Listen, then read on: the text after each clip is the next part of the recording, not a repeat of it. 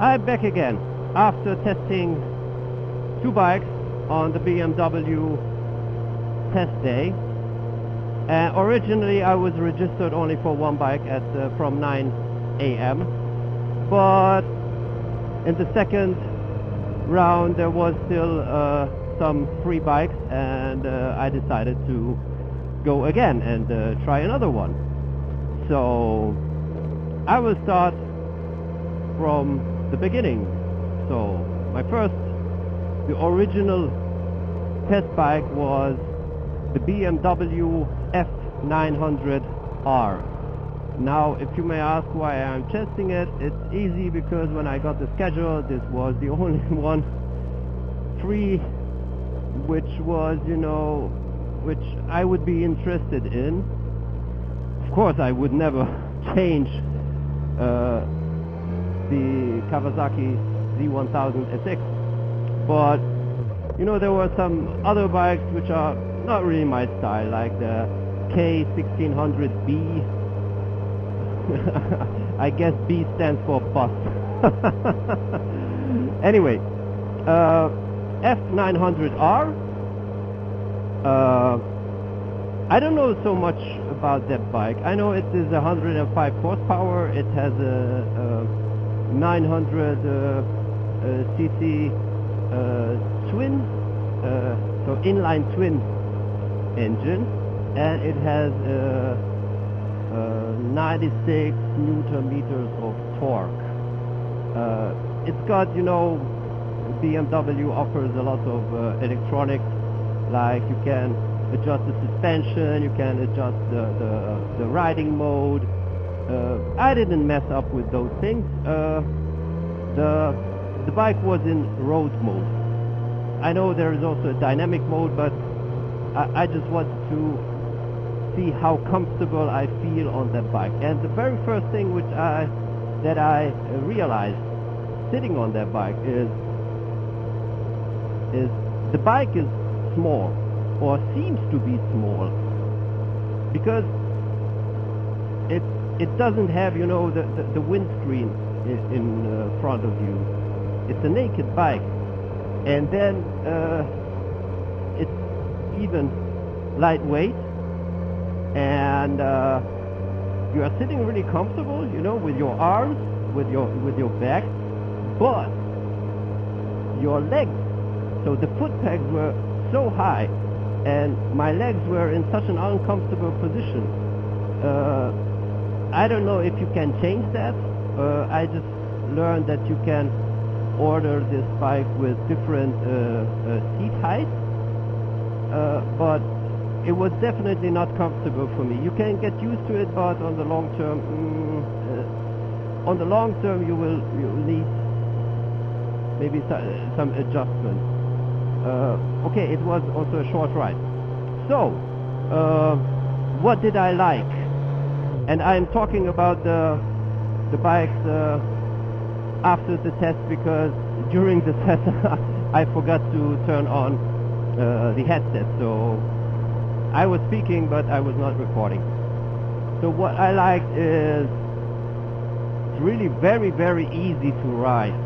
It's very easy to ride, and we used to say it forgives your mistakes. It forgives your mistakes in terms you will not get that power kick as you get from this bike, like, whoa, fuck shit! Oh my god! Oh my god! With this bike, from 8,000 RPM fireworks, it explodes, you get the napalm, everything. With the F900R, you can, I think the maximum RPM range is at 9,000 something, and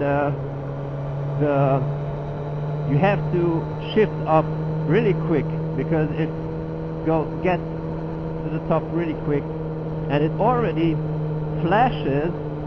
I think that indicates you should shift up. It already flashes at 5,500 RPM or something like this.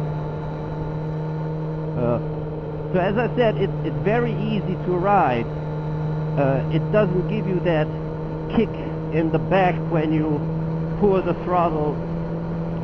The fireworks start there at maybe a little bit above of 6,000 RPM, but nothing special. Or maybe because I'm used to this bike, this is why for me that was really the lack of power, you know. For me it was a little bit weak. But if I would be, you know, a starter, that would be perfect because it's very easy to handle. The cornering is just, you know, you go into the corner and that's it. And that's it. It's really precise how you go into the corner, how you come out of the corner. So it's great. I did a torque test. I don't know how they call it, but I was in 6th gear. I slowed down and then I pulled the throttle. You can feel that this engine doesn't like the low RPM. So even when I was in parts where, you know, in residential areas where you have to drive, you know, like 40-50 kilometers an hour, you better put it in 2nd gear or 3rd gear, because 4th gear, I had the feeling the bike didn't feel very well there. Otherwise, yeah, also immediately I noticed it has here this BMW, it's like a joystick. You can turn it around. It's for choosing the menu and everything. Therefore you have to have a little bit longer fingers if you want to press the turn indicator. So it's also something you have to get used to. For me it was, first I didn't even reach it. So although I always grab like this, so inside of the handlebar and not outside. Anyway, I think it's a great bike. Even for touring, if you want to tour, there is also a touring version. You need a windscreen for that for sure. And for 2 persons, it shall fit as well. I think it has the dynamics, but if you are looking for something aggressive, something fast, it is not your bike. It is not your bike. So would I buy it? I wouldn't buy it. It is not my style, but I know a lot of people who changed from their bike to this one and they are really amazed. And I can really understand why they like it, because it's a likable bike. It's a yes, this is what, and it's from the price range. It is also, it has a very good price, a very competitive price. So I can understand. You can put all the adjustments on it, all the extras BMW offers. So and hey, it's a BMW, so it's so you get for your money what you get, and not some cheap stuff. So that's for the F900R, and then I got the chance to sit on the BMW R9T, which is a cafe racer.